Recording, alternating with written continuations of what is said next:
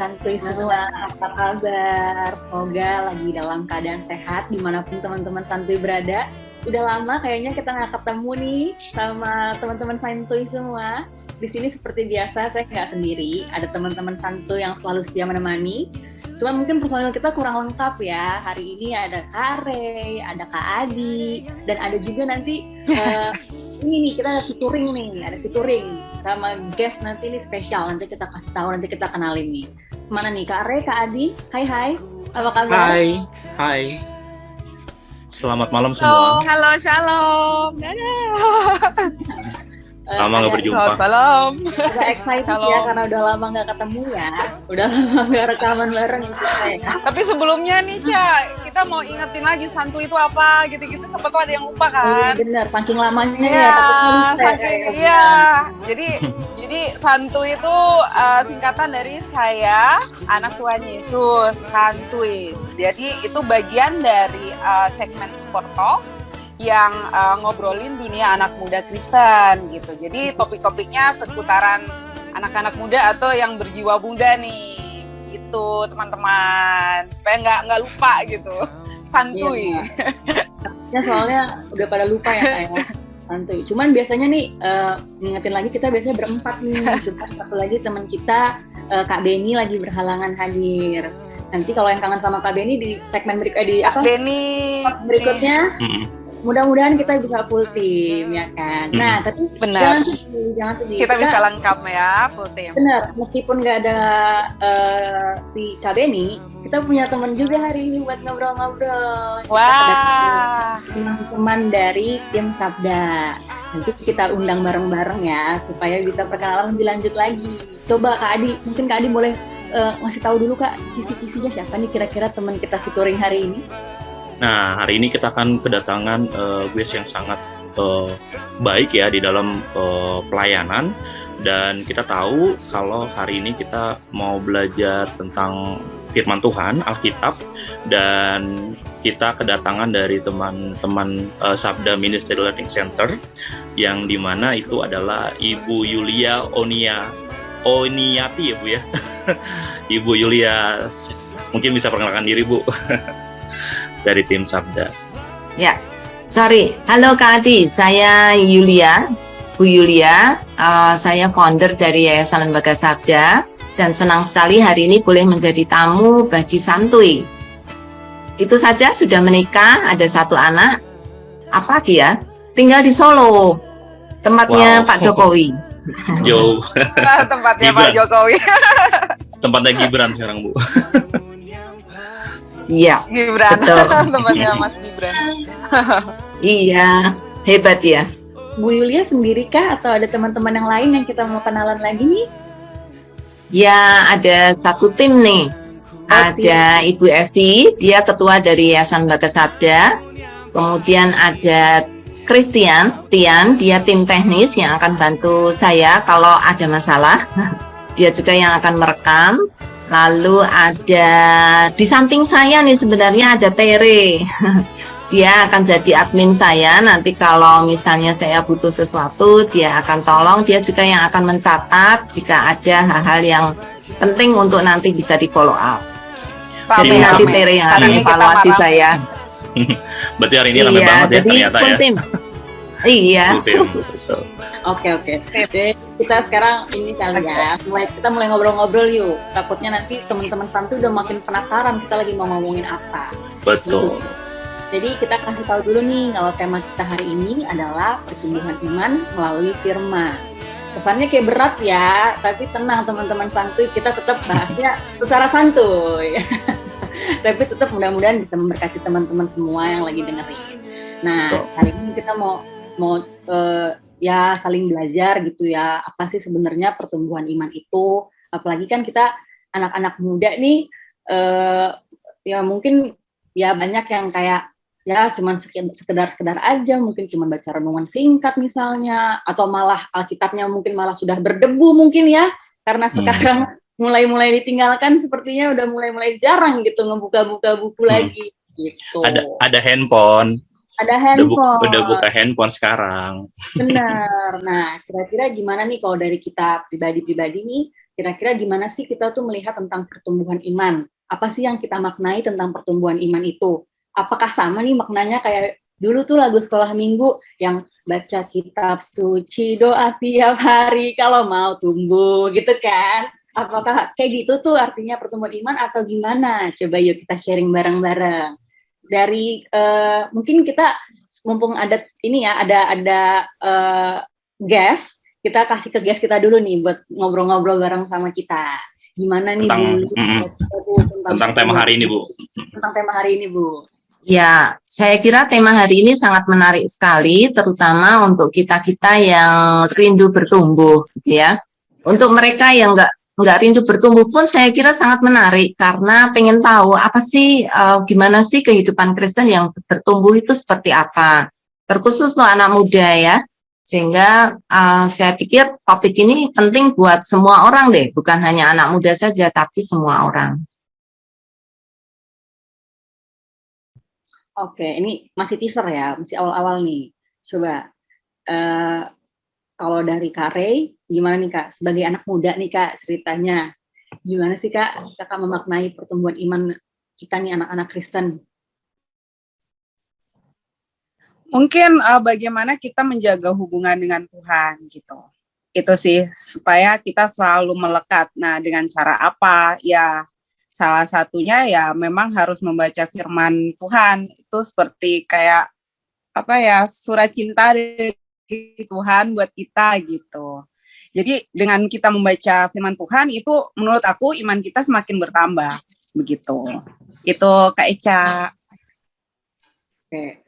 Nah, Kak, cuman kan ya kita ngerti ya maksudnya ini supaya kita semakin bertumbuh, iman kita semakin bertambah. Cuman sebagai anak muda nih ya, terkadang kan kita ada aja excuse-nya buat mau bertumbuh, ada aja alasannya gitu, yang kita males lah, yang kita sibuk kerja lah tadi gitu ya, atau ya banyaklah kegiatan-kegiatan lain, jadi kita kayak menomorduakan firman Tuhan nih. Kira-kira apa-apa aja sih Kak tantangan-tantangan yang biasanya membuat kita jadinya malah makin mundur gitu Kak? Mungkin apa ya, capek gitu. Jadi kayak pulang kerja ataupun ini jujur aja ya, jujur. Maksudnya pulang terus kayak kayak capek terus kayak udah Tuhan ntar ya kebablasan gitu.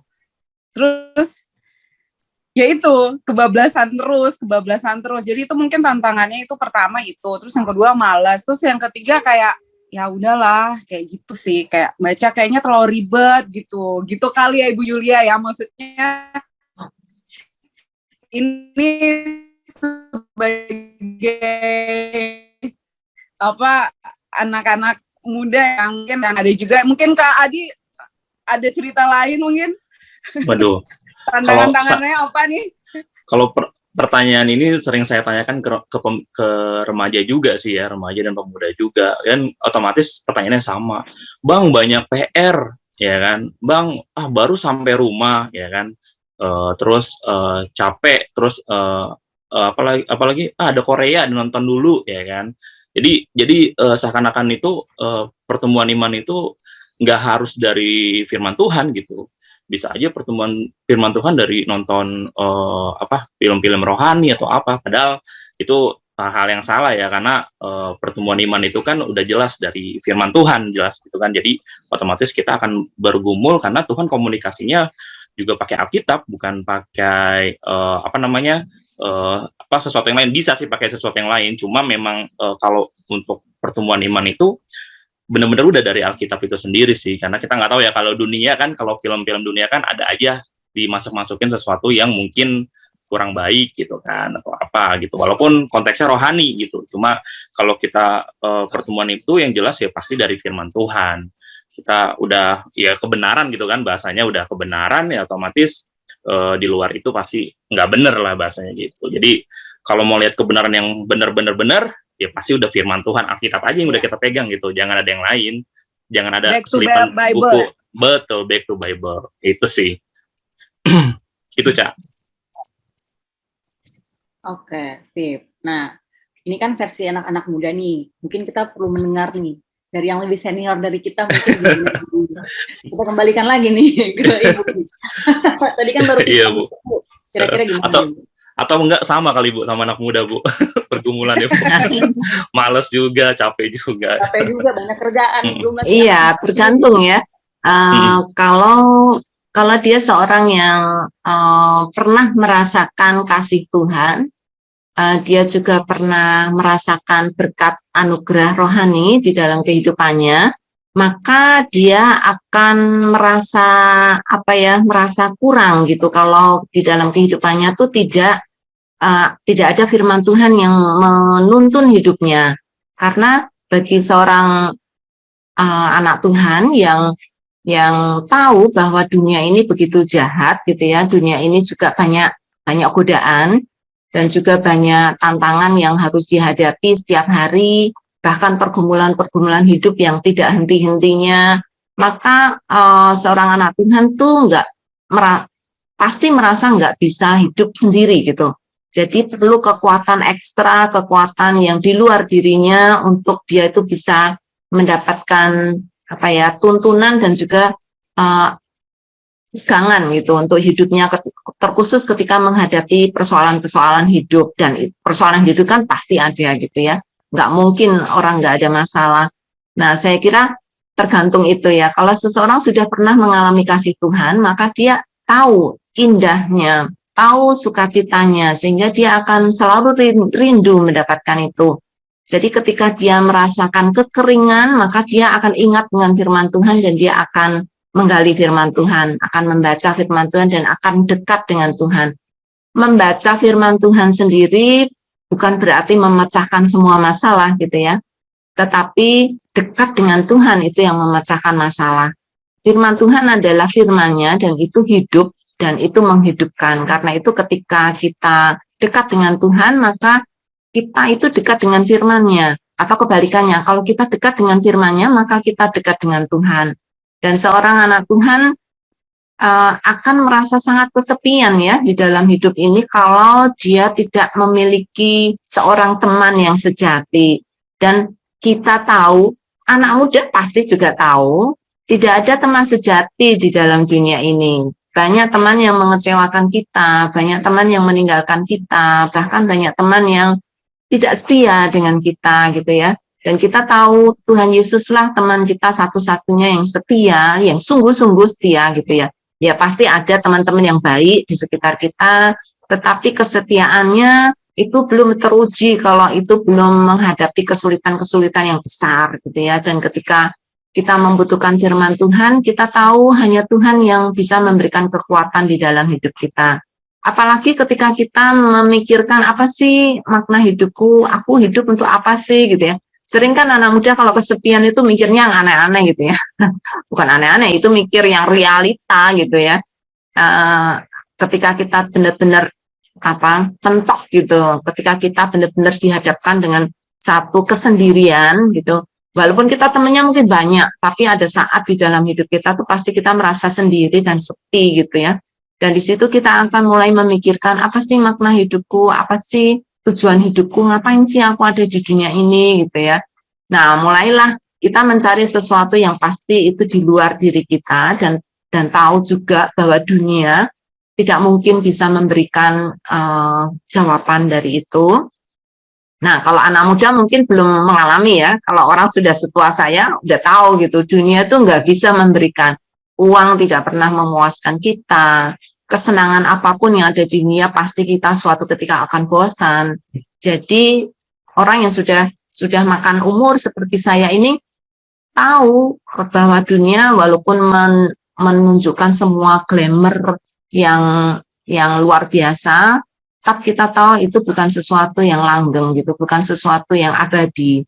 Itu akan habis dan kita akan bosan. Nah, di sanalah kita mulai mencari Tuhan dan menemukan Dia di dalam kesendirian kita bersama dengan firman-Nya, dan di sanalah kita bisa berbicara dengan Tuhan dan kita tahu firman-Nya itu sungguh hidup dan memberikan kehidupan yang benar gitu ya di dalam hidup kita. Itu sih. Jadi tantangannya memang besar ya, karena anak muda masih pengen mengalami ini itu gitu ya, pengen dapat ini itu, pengen punya semuanya gitu. Mereka mengharapkan kalau ada uang aku pasti bahagia. Kalau ada kesehatan, aku bisa kemana saja gitu ya. Tapi dalam faktanya enggak seperti itu.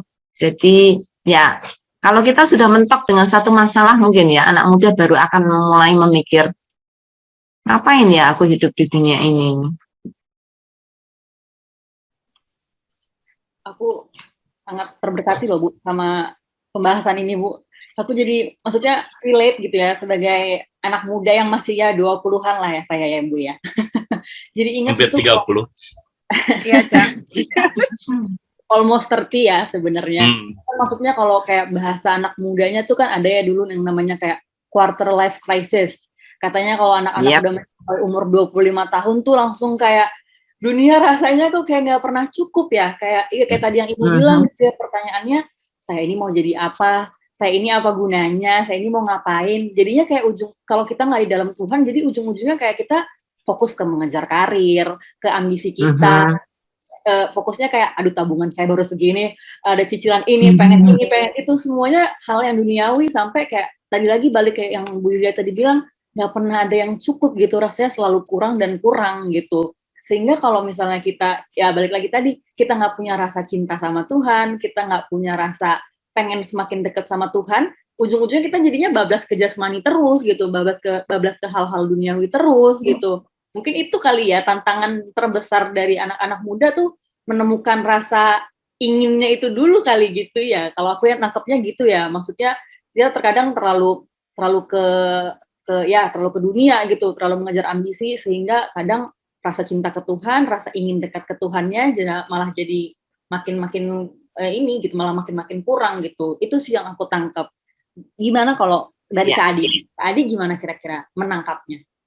Kalau aku ya menangkapnya tadi sangat banyak ya, sesuatu yang menjadi kayak ngeliat ke belakang lagi saat kita masih di umur belasan ya kan. Belasan itu kalau apalagi SD SMP itu kayak kok lama banget ya kehidupan ini, tapi kalau udah mau masuk 20-an, 25, lah kok ini cepet banget ya waktunya gitu kan, kayak dikasih waktu itu melihat yang kemarin butuh gue mau langsung kuliah biar bebas gitu kan, ternyata pas kuliah ternyata nggak sebebas yang kita pikirkan dulu gitu. Jadi kadang memang kita harus menikmati Tuhan itu dengan cara yang pribadi, dalam arti ya kita dengan baca Alkitab kita bisa merasakan sendiri gitu kan. Gak harus sama dengan dia. Kok lu menikmatinya kayak gitu sih? Gue nggak kayak gitu loh. Nggak bisa gitu. Karena Tuhan pasti memberikan sesuatu itu pasti beda-beda. Mungkin dapatnya dari pertobatannya melalui sesuatu yang lain ya kan, dari renungan, bisa dari Alkitab sendiri, bisa dari kesaksian, atau bisa dari tragedi atau kejadian-kejadian kayak kondisi COVID kayak kemarin kan. Jadi memang di sini anak-anak muda memang butuh banget nih sesuatu yang gimana kita bisa menikmati Tuhan dengan baik ya kan, dengan benar, dengan tafsiran yang benar ya kan, dengan sesuatu yang ya jangan kita menafsirkan sesuatu yang berbeda gitu kan. Itu kita belajar di sini nih, di hari ini nih dengan Bu Yulia nih sebagai pembimbing atau pembina kita nih anak-anak muda di sini. Mungkin itu sih, Ca. Oke. Itu versi Kak Adi. Kalau Kare, gimana Kare? Iya sih, itu benar sih. Aku menanggapi Bu Yulia juga benar sih. Kalau kita nggak punya hubungan, ya merasa cinta sama Tuhan, gimana kita mencintai firman Tuhan kan. Dan itu benar-benar menjadi fondasi sih, bagaimana kita mendapatkan rasa itu.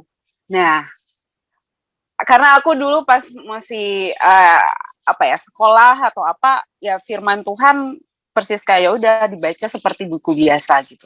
Tapi kalau ketika kita mengalami suatu masalah gitu, ataupun mungkin sekarang di umur-umur sekarang, kadang-kadang tuh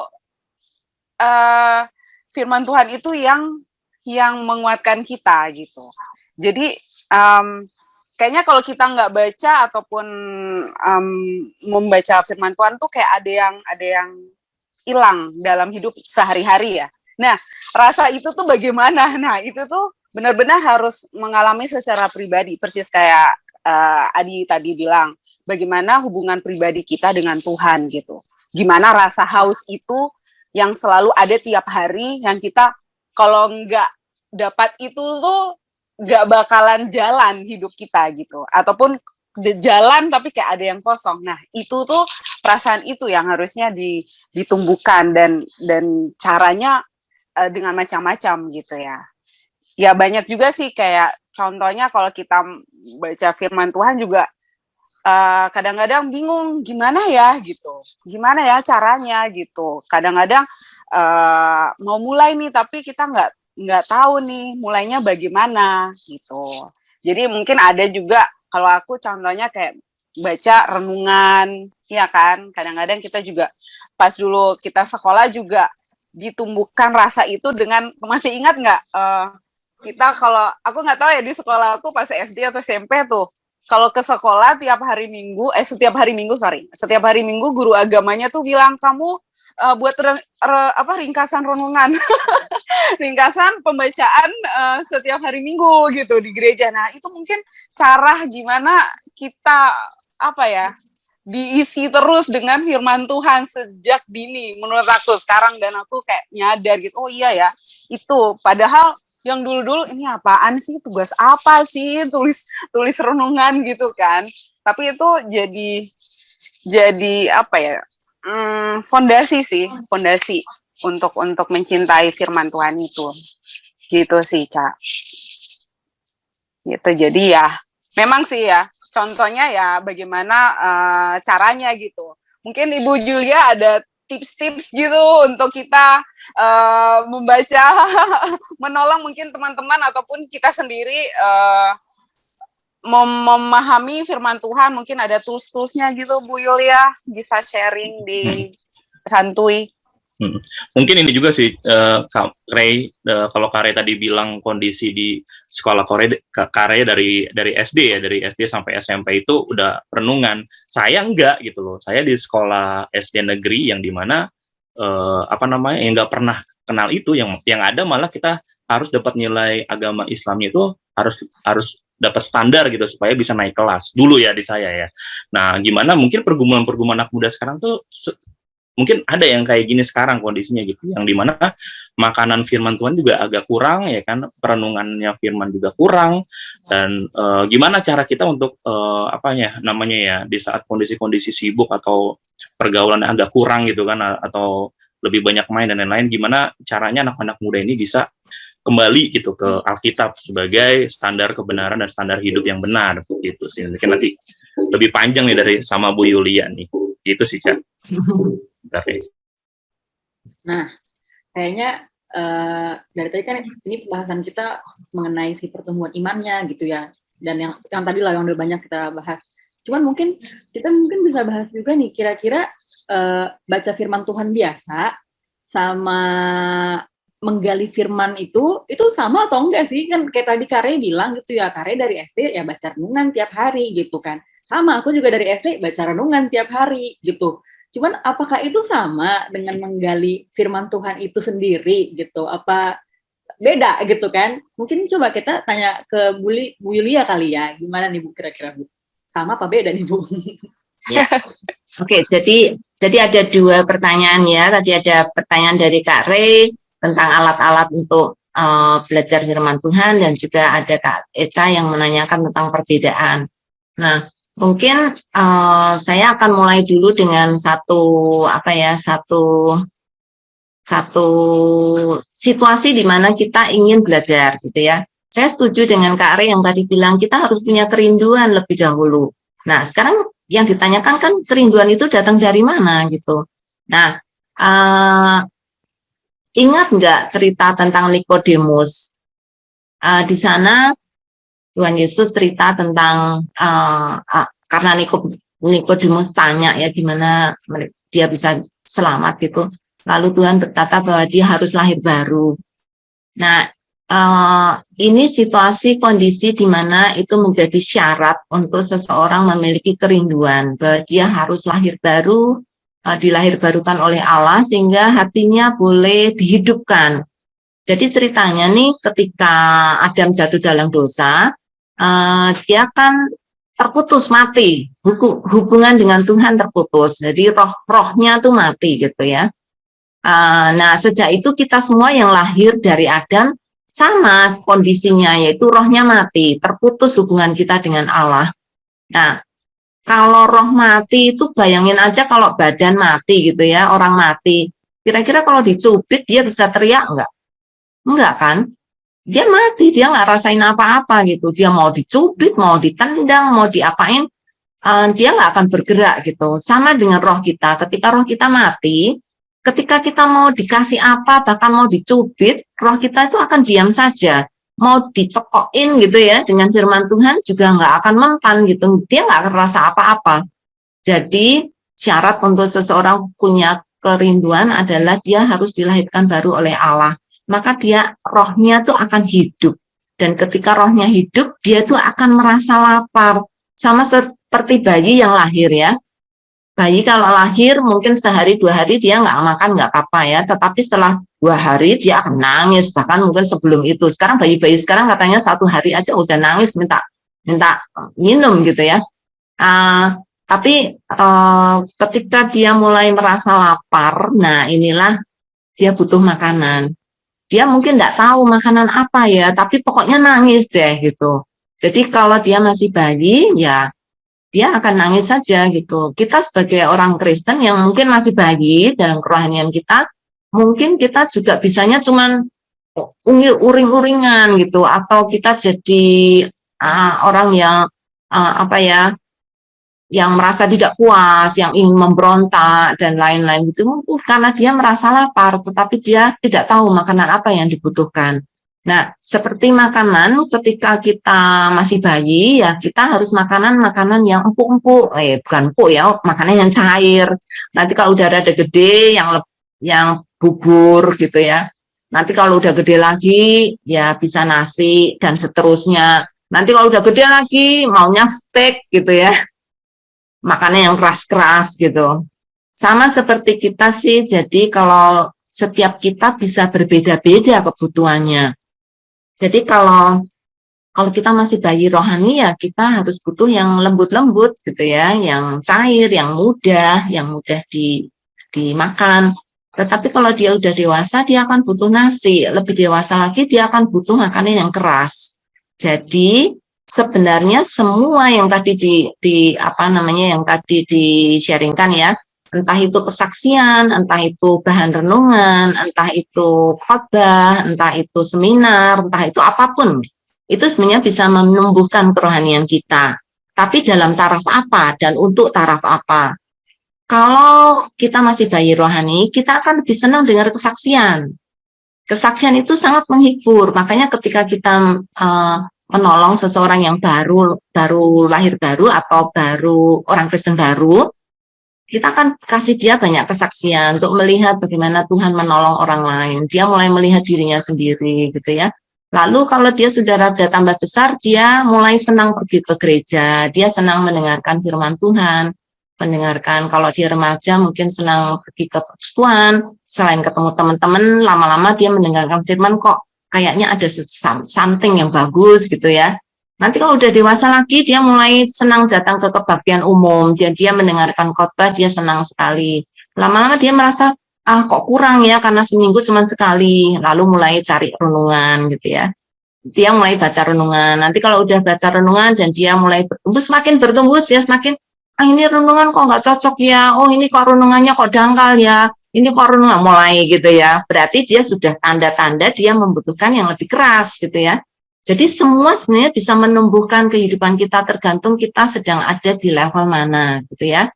Nah, ada juga macam-macam makanan kan, orang dewasa suka nggak permen? Apa hanya anak-anak saja? Terus snack suka, gitu ya, makanan kecil. Nah, kan semakin dewasa mungkin walaupun senang permen, tapi kayak usia saya udah nggak boleh kareha untuk makan permen karena nanti sakit gula. Badannya sudah nggak bisa memproses seperti ketika kita muda gitu ya. Jadi kadang-kadang walaupun kita udah dewasa nih secara rohani, bukan berarti kita nggak butuh kesaksian, kita nggak butuh renungan. Kadang-kadang kita perlu snack, kita perlu hiburan, kadang-kadang pengen yang ringan-ringan gitu, yang tidak mengenyangkan, tapi yang menghiburkan gitu. Jadi semua bisa menumbuhkan dan semakin banyak masukan gitu ya, semakin baik saya pikir. Jadi mau baca renungan, mau PA, mau dengar kesaksian, mau dengar khotbah yang lucu-lucu, mau dengar khotbah yang serius, gitu ya. Asal Alkitabiah. Kalau khotbahnya lucu-lucu tapi nggak ada isinya ya percuma. Nanti itu malah bikin perut sakit, gitu ya. Tetapi kalau itu sehat Alkitabiah, apapun. Kalau saya sih waktu saya bertumbuh, apapun saya makan gitu. Karena saking pengennya bertumbuh gitu ya. Entah itu rame-rame konser, entah itu KKR tuh berapa puluh kali saya ikut gitu, karena ada kehausan dan pengen gitu, dapat baru lagi gitu ya. Jadi kerinduan itu semakin bertumbuh seiring dengan pertumbuhan iman kita. Nah tadi kalau ditanya apa bedanya membaca renungan dan PA, ya akhirnya kita akan melihat ada sih perbedaannya, walaupun itu bisa memberikan makan rohani di dalam kehidupan kita, tapi ada bedanya. Kenapa? Karena renungan itu adalah tulisan dari orang yang sudah merenungkan firman Tuhan, gitu ya. Jadi saya merenungkan firman Tuhan. Terus saya kan dapat ya banyak dari renungan ini, lalu saya tulis, ya. Tulis bukan hanya hasil renungan saya, tapi saya kasih intro, saya kasih pendahuluan, lalu saya kasih ilustrasi gitu supaya menarik. Baru kemudian saya akan ceritakan isi apa yang saya dapat dari renungan itu. Nah, artinya kalau saya baca renungan itu yang melakukan penggalian Alkitab itu kan bukan saya. Yang membuat renungan atau yang menulis itu yang membuat. Dia yang merenungkan firman Tuhan, bukan saya. Tapi saya membaca hasil dari renungan orang lain. Gitu ya. Jadi, apakah itu bermanfaat? Pasti bermanfaat. Tetapi, pemahaman saya tentang renungan itu dibatasi oleh penulisnya, bukan? Kalau penulisnya itu penulis yang dangkal, ya saya dapatnya renungan yang dangkal. Kalau penulisnya bagus, ya saya dapat yang bagus. Jadi kita dibatasi oleh orang yang membuat renungan. Kalau renungan jelek, ya saya akan dapat jeleknya juga gitu ya. Tapi kalau renungannya bagus, saya dapat. Pasti akan menjadi berkat juga gitu. Nah, tetapi kan kita tuh second person yang dapat. Maksudnya kita orang kedua yang mendapatkan itu. Dan mungkin yang didapatkan penulis jauh lebih banyak dibandingkan dari saya yang dapat gitu ya. Saya dapat yang dia tulis saja, yang dia tidak tulis saya nggak dapat gitu ya. Nah, apakah itu rugi? Ya nggak rugi sih, tapi saya kan menggantungkan apa yang bisa saya makan tuh dari orang itu. Nah, saya umpamakan dengan masak deh. Kalau saya pesan GoFood, saya mungkin nggak peduli gimana caranya masak, yang penting enak gitu ya. Yang penting enak, harganya murah, dan bagus gitu ya. Jadi saya makan. Tapi kalau misalnya gratis ongkir tapi misalnya nah ada satu tempat nih, waduh seneng, enak, banyak gitu.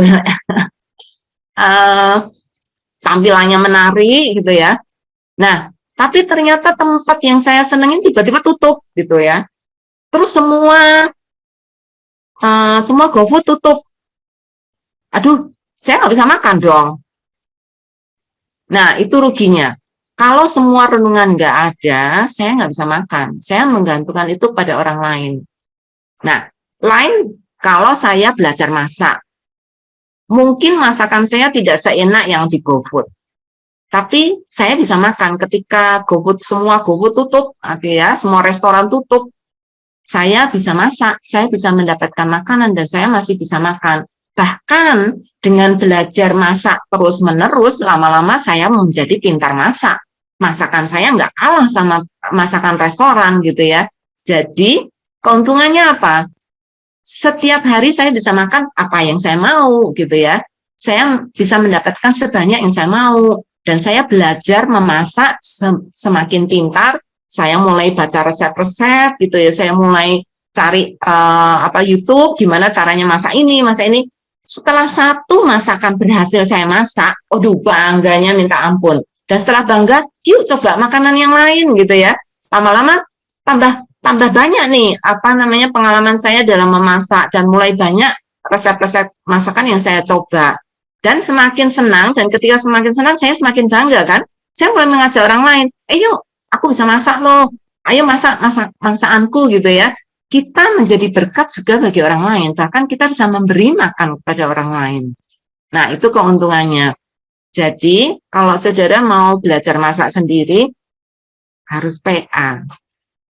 Tapi kalau saudara cukup puas dengan masakan orang lain, ya saudara cukup dengan renungan. Itu ya. Dan kalau renungan itu saudara suatu ketika bosan dan tidak ada lagi renungan yang lain, mungkin saudara akan kelaparan. Nah, sebenarnya yang membuat kita rindu membaca firman Tuhan adalah rasa lapar rohani. Ya, rasa lapar rohani inilah yang membuat kita pengen makan, pengen cari makanan, pengen masak, pengen ini gitu ya. Tetapi kalau kita nggak punya rasa lapar, mungkin dikasih makanan pun saya nggak makan gitu ya. Kalau dikirimin makanan pun saya mungkin nggak makan gitu ya. Tetapi kalau saya ada kerinduan, saya sehat nih, harus sehat nih. Soalnya yang biasanya nggak suka makan itu kan orang sakit gitu ya. Tapi kalau saya sehat, saya pengen makan gitu. Banyak mungkin nafsu saya juga besar untuk makan. Tetapi ketika saya sakit secara rohani, kemungkinan besar saya nggak suka makan gitu. Makan sedikit pun udah aduh rasanya mual gitu ya. Gitu. Aduh, saya kok jadi panjang nih ngomongnya. Sorry. Gak apa-apa banget, Bu. Kita malah seneng ya mendengarkan sharingnya gitu ya. Kalau aku suka dari penjelasan Bu Yulia tadi, jadi kayak bisa menganalogikan nih ya Bu secara medis. Kebetulan aku tenaga medis nih Bu. Jadi kayak menganalogikannya enak karena kayak kan bilangnya tadi harus lahir baru dulu nih. Berarti kita baru lahir jadi anak bayi.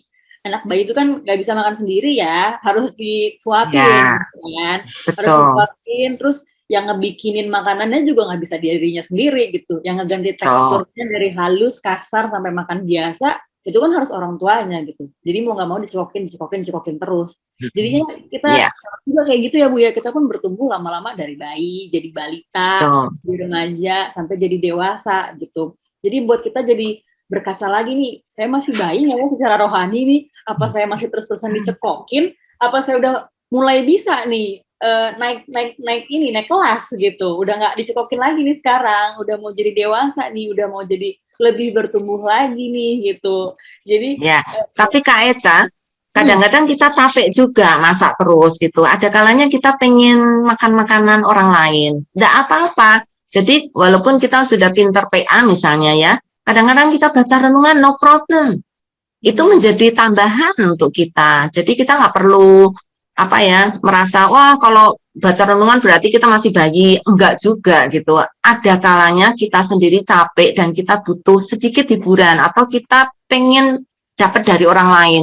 Mungkin masakan saya sudah mulai bosan. Kan saya harus harus belajar masak yang lain gitu ya. Kalau masak tiap hari walaupun enak, seenak apapun nih ya. Misalnya saya bikin nasi goreng, enak banget. Tapi kalau tiap hari makan nasi goreng kan bosan lama-lama. Kadang-kadang kita pengen juga masakan orang lain, walaupun itu sama-sama nasi goreng, kalau dia yang masak kok beda ya, rasanya beda ya, nggak apa-apa gitu. Jadi kadang-kadang kita boleh baca renungan, sama sekali tidak ada larangan bagi orang Kristen, dan kita tidak perlu berkata, wah kalau saya baca renungan saya masih bayi. Enggak juga sih ya. Cuman memang ada bedanya gitu. Ketika kita butuh makanan keras, kita bisa lakukan itu gitu ya, sehingga kita semakin kuat. Ya. Kayak tadi Kak Adi bilang kali ya Bu ya, sekali-sekali kan pengen Gojek juga ya Bu ya, apalagi free ongkir. Iya.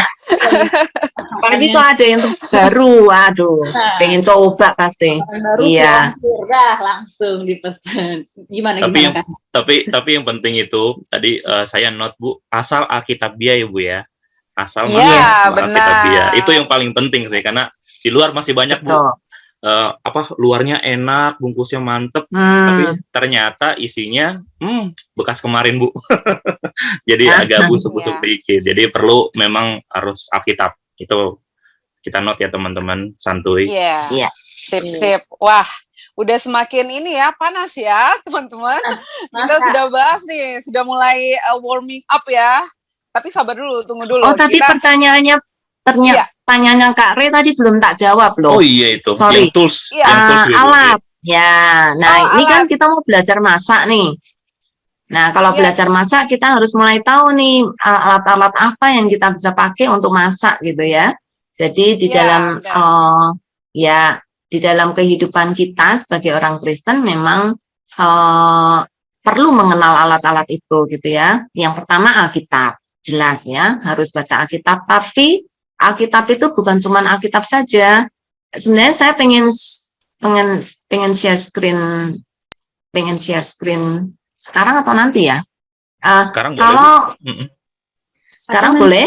Boleh, Atau boleh. nanti kali Bu, biar teman-teman santuy itu semakin Oh. penasaran. Abis ini kan Oh, kita boleh, Semakin boleh. penasaran. Oh, oke, siap. Oh, semakin penasaran nanti saja. Iya, jadi kita kan Ya, mau Alkitab. apa dulu. Nah, teaser sayang dulu. sekali banyak orang Kristen tidak tahu bahwa salah satu cara untuk ber-PA yang menyenangkan itu adalah dengan membandingkan beberapa versi Alkitab. Ya, jadi sekarang kan kita punya Alkitab digital nih ya. Tadi kayak Kak Adi bilang, sekarang digital, buku Alkitabnya mungkin sudah berdebu karena setiap hari sudah buka yang digital. Nah, lewat aplikasi Sabda yang Sabda sediakan ada banyak sekali versi-versi.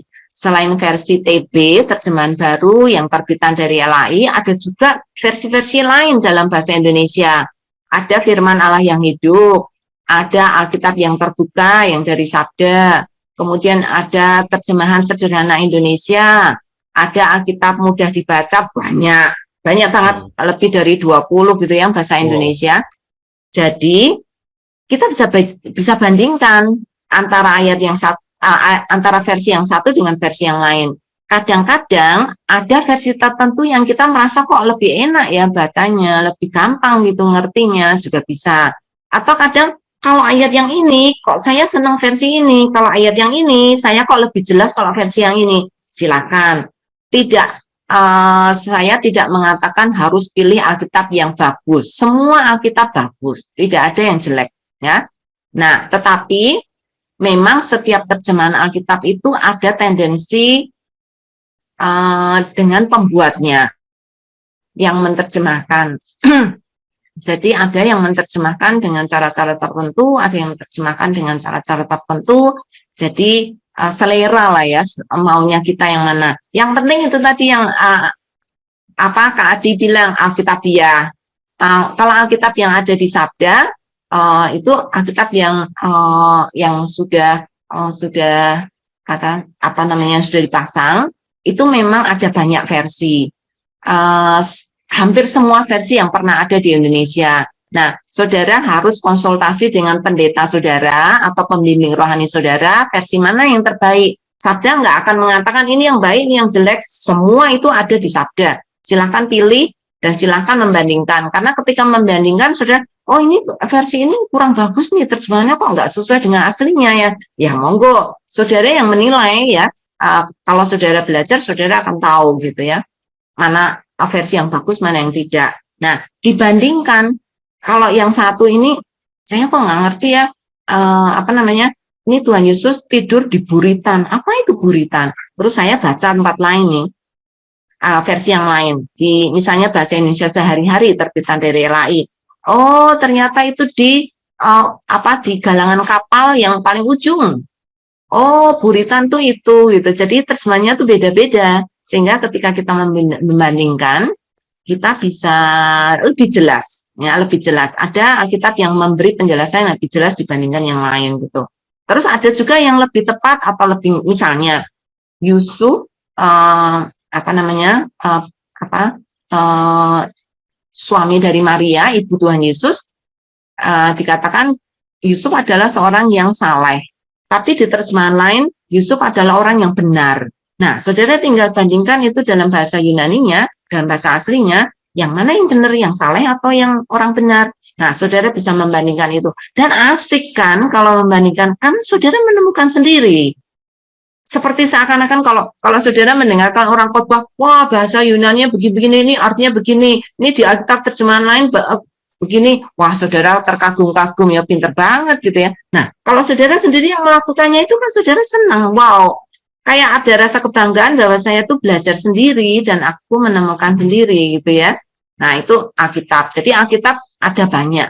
Silahkan pilih, itu alat pertama. Kedua, itu kamus. Ada banyak kamus. Ada kamus bahasa seperti Kamus Bahasa Besar Bahasa Indonesia KBBI, Kamus Besar Bahasa Indonesia. Ada juga kamus Alkitab atau kamus Teologia atau ensiklopedia Alkitab. Nah, itu untuk menolong kita tahu persis arti dari kata yang disebutkan di dalam Alkitab, gitu ya.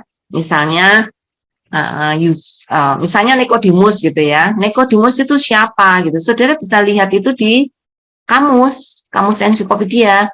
Jadi kalau saudara nggak kenal Nikodemus siapa, itu di situ dijelaskan panjang lebar, dia seorang Farisi yang kaya, yang begini, gitu. Jadi saudara bisa tahu banyak. Gitu.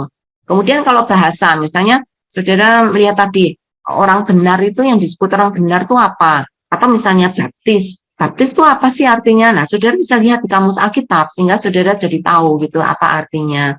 Nah, itu kamus. Jadi bisa kamus bahasa, bisa kamus Alkitab atau kamus teologi. Kalau kamus teologi misalnya, kita akan mendapatkan keselamatan. Hanya di dalam nama Yesus ada keselamatan. Keselamatan itu apa sih gitu? Saudara bisa lihat kamus teologi dan saudara akan mendapat penjelasan keselamatan itu apa gitu ya. Nah, itu jadi bisa macam-macam kamus itu banyak banget di situs Alkitab Sabda itu ada 20-an kamus. Jadi saudara bisa membandingkan kamus-kamus itu dengan sangat menyenangkan gitu ya. Kemudian juga saudara bisa pakai peta Alkitab. Kan banyak tuh tempat-tempat di Alkitab yang kita tuh nggak ngerti. Ini tuh Betania. Dalam perjalanan Yesus pergi ke Yerusalem, dia mampir ke tempatnya Maria dan Marta. Ini dalam perjalanan ke Betania, ke Yerusalem, lalu saudara lihat di peta, oh betul ternyata tuh jarak antara Yerusalem dan Betania itu sedikit banget gitu, maksudnya kecil gitu ya, sehingga itu sangat memungkinkan bahwa itu pasti akan dilewati. Kenapa tuh Yesus setiap kali ke Yerusalem selalu mampir ke Betania karena lewat gitu, dan di sana ada Maria dan Marta. Misalnya kayak gitu ya. Kapernaum banyak nama tempat, nama orang itu banyak sekali ada di kamus, dan nama tempat itu saudara bisa melihat petanya di peta-peta Alkitab, dan di Sabda juga banyak banget Alkitab yang asik luar biasa, bahkan ada peta Google Map.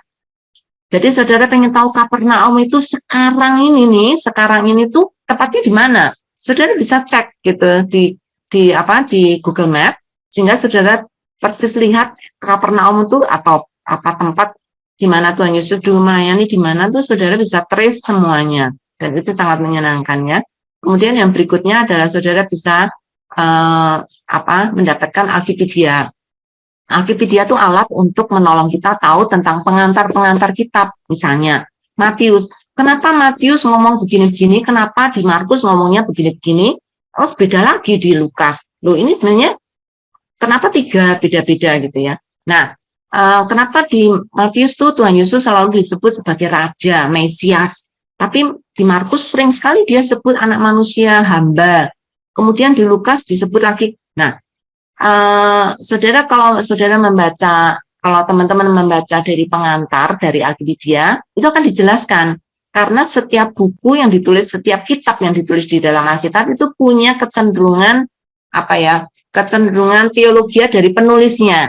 Nah, Matius kan yang nulis Matius. Jadi Matius itu punya teologi yang cenderung melihat Mesias itu, Yesus itu sebagai Mesias karena dia orang Lewi, karena dia pemungut cukai, tapi dia juga orang Lewi, dan orang Lewi itu tahu banyak tentang perjanjian lama, dan dia ingin orang-orang Yahudi itu juga mengenal Yesus. Kan banyak orang Yahudi yang melawan dan tidak senang dengan Tuhan Yesus. Nah, Matius ingin meyakinkan teman-temannya orang Yahudi bagaimana percaya bahwa Yesus itu betul-betul sang Mesias gitu ya. Nah, itu melihat dari pengantarnya bagus. tahu tujuan bukunya apa, ditulis tahun berapa, ditulis oleh siapa, lalu penekanannya apa gitu ya, banyak banget. Nah, itu Alkipedia. Semua buku di dalam Alkitab tuh ada penjelasan pengantarnya. Jadi sebelum kita membaca, baca dulu Alkipedianya supaya kita tahu Alkitab itu latar belakangnya seperti apa. Tema-tema utamanya apa gitu ya, sehingga itu akan menolong kita untuk tidak keluar dari konteks yang seharusnya. Lalu yang terakhir baru tafsiran. Nah, tafsiran itu adalah penjelasan masing-masing ayat di dalam Alkitab yang dibuat oleh para ahli kitab. Banyak orang Kristen itu kalau belajar Alkitab itu baca Alkitab lalu loncat ke tafsiran. Nggak bagus, karena kalau saudara langsung ke tafsiran itu sama saja seperti saudara mendengarkan khotbah. Jadi saudara itu nggak menggali karena langsung tahu penjelasannya seperti apa gitu. Saudara nggak melihat, Betania tuh di mana sih? Kenapa Tuhan Yesus ngomong begini gitu ya? Tapi langsung udah jadi seperti saudara membaca, seperti saudara mendengar khotbah, gitu ya. Jadi kurang menggali. Bukan berarti tidak boleh atau tidak baik, tidak. Tapi kalau saudara mau belajar masak, jangan langsung pergi ke pesta. Kalau di pesta kan yang masak chef ya, tukang masak yang sudah ahli, sudah sekolah masak, sudah terkenal gitu ya. Ya memang enak gitu, tapi kan saudara nggak bisa niru masakan dia gitu. Dan apakah tiap hari saudara akan pesta? Enggak kan? Kalau kita mendengar khotbah, itu keistimewaannya Pak. Khotbah itu dibuat oleh chef, oleh tukang masak yang sudah sekolah gitu ya. Khotbah itu dibuat oleh pendeta-pendeta yang sudah sekolah teologi, sehingga masaknya pasti enak, bagus. Saudara mendengarkan khotbah cuma seminggu sekali ketika hari Minggu ibadah. Nah terus hari Senin sampai hari Sabtu saudara makan apa?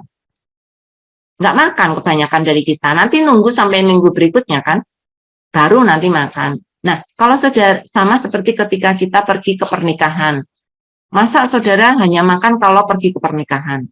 Kalau nggak pergi ke pernikahan, saudara nggak makan. Lah, ya, lapar kan? Walaupun enak, pasti kan? Makanan di pernikahan pasti lebih enak dong daripada makanan di rumah. Udah pasti itu. Yang masak chef kok. Nah, itu bedanya ya. Kenapa? Itu bukan hanya renungan, tapi khotbah. Beda antara menggali Alkitab dengan khotbah juga seperti itu. Khotbah itu dibuat oleh orang yang sudah sekolah, gitu ya. Kita cuma dengerin doang. Nah, kalau menggali itu betul-betul kita tuh belajar masak dari nol gitu ya, dari awal. Gitu. Itu tadi alat-alat yang aku udah jelasin. Aduh, sorry panjang lebar. Iya. Jadi kayak seminar ini.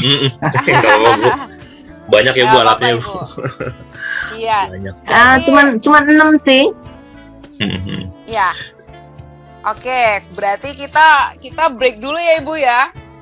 Biar kita bisa agak lebih santuy lagi. Ya, aku sebagai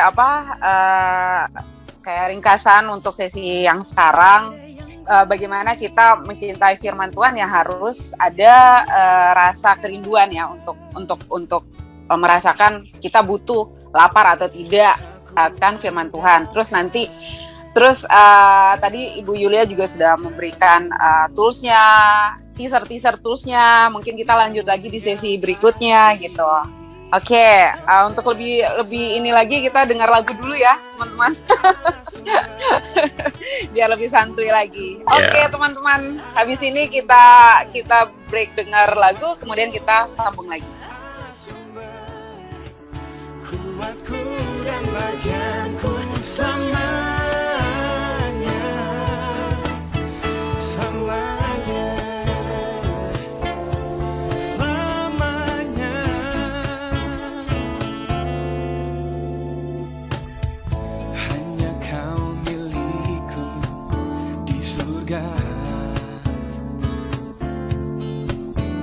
Tiada yang ku ingini di bumi, hanya kau.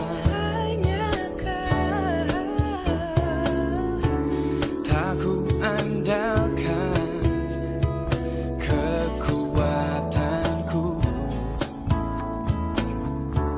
namun yang pasti kau tetap selamanya.